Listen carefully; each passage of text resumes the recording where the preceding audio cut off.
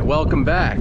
We are back at Chalmette Battlefield, but today my main focus is covering the United States Marine Corps here during the Battle of New Orleans.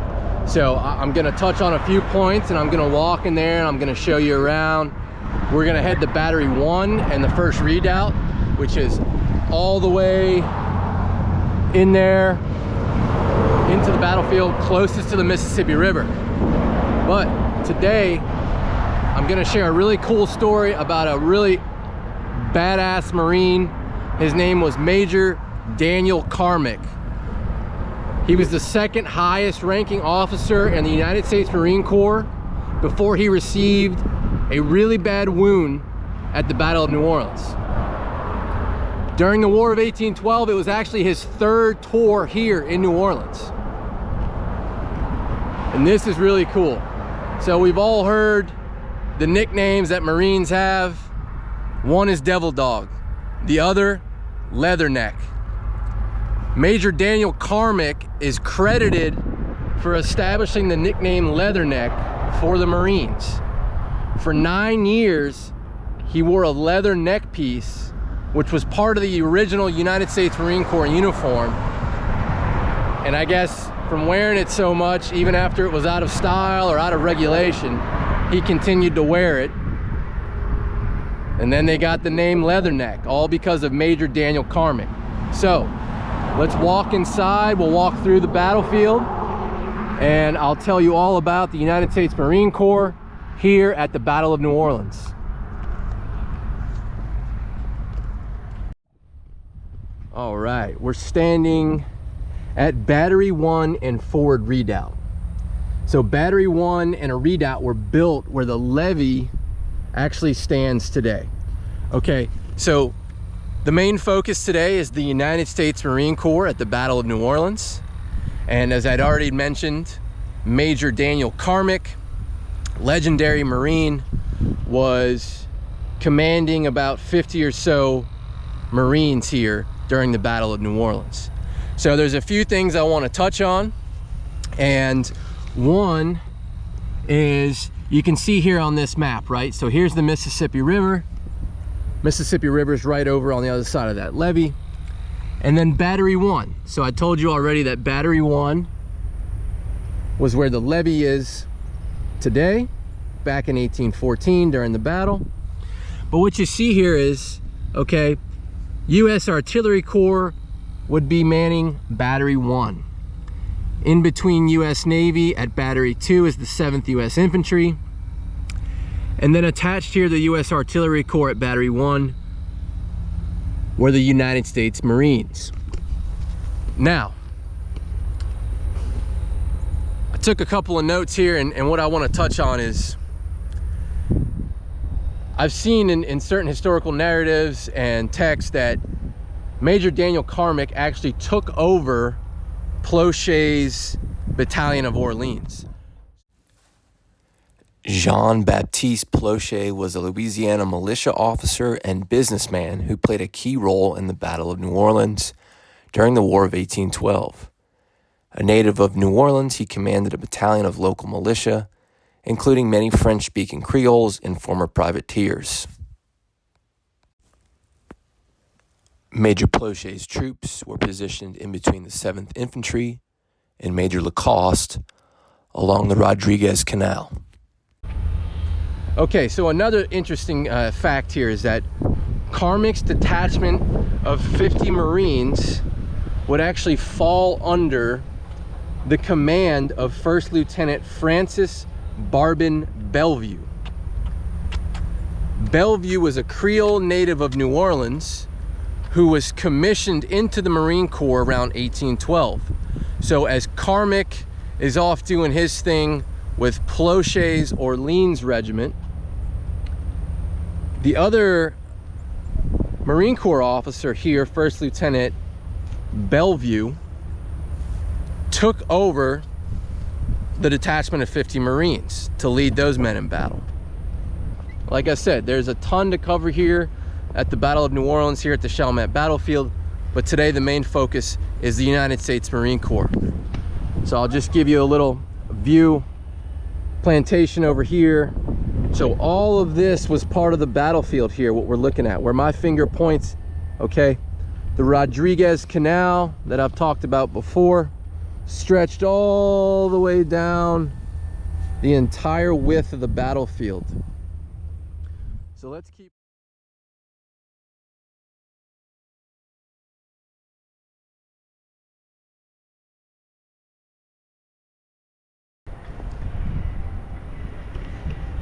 All right, so right behind me is the full look at the battlefield here.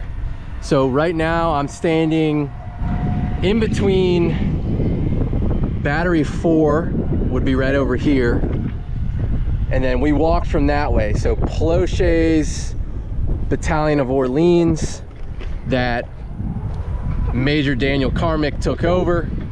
So right in front of me, I always like to point out every time I come here, this was the Rodriguez Canal, or still is, right? So it was a lot deeper in 1814, and it was completely filled with water.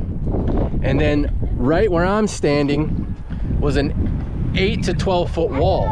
So the British really had their work cut out for them. So imagine trying to commit to a frontal assault. Not only do you have to cross over a canal, you then have to somehow climb over an 8 to 12 foot wall, and then on the other side of that wall you're met with fists, bayonets, knives. Men are using their muskets and their Kentucky rifles as pretty much baseball bats. They're getting fired upon by artillery as they approach the canal and the wall. So it was not good for the British. So an interesting little fact here, and I read about this earlier, is that Major Daniel Carmick, when he was hit on December 28th, he was riding to give Plauche a letter or a message, probably about some battlefield analysis or some intel. Something was going on. So on his way from wherever he was, Major Daniel Carmick was hit by the Congreve rocket on horseback. His horse fell, his horse died. He gets badly wounded in the head, and like I said, he doesn't die right away. He ends up dying, I think it was almost a year later. So we'll go into that. I'll go into that. I'll cover it as the video progresses, but I just wanted to give you a view of the battlefield.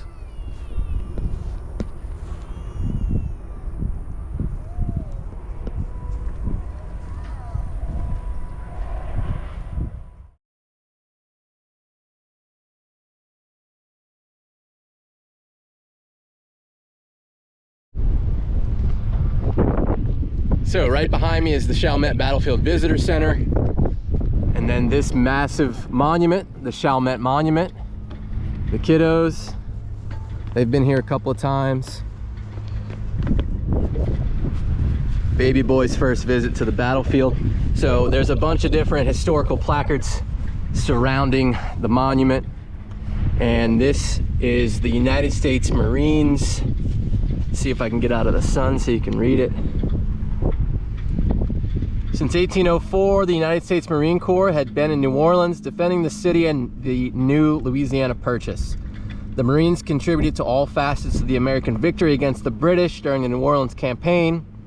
During the Battle of Lake Bourne, Marines served gallantly alongside the sailors of the United States Navy under the leadership of Major Daniel Carmick. Marines joined the bold American night assault on December 23rd and stoutly defended the American line throughout the duration of the campaign. During the climactic British assault of January 8th, 60 Marines poured withering musket fire into the approaching British ranks.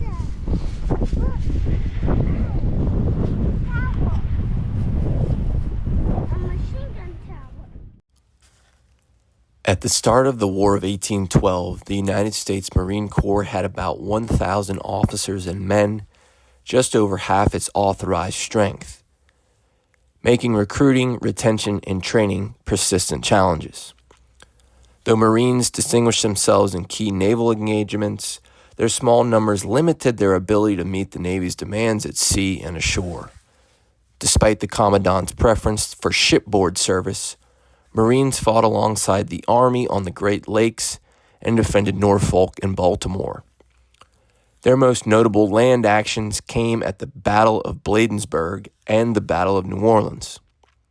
In New Orleans, a Marine detachment established after the Louisiana Purchase was commanded by Daniel Carmick, who led Marines during the British campaign against the city in 1814 and early 1815. Major Daniel Carmick was born on April 4th, 1773 in Philadelphia, Pennsylvania. He was the second highest-ranking officer in the United States Marine Corps before he received a fatal head wound while defending New Orleans in the War of 1812.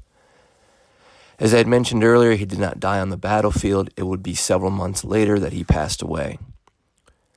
Because the Marine barracks at New Orleans carried 300 or more men on its roster, Carmick was authorized by Congress to use the title Commandant of a separate post.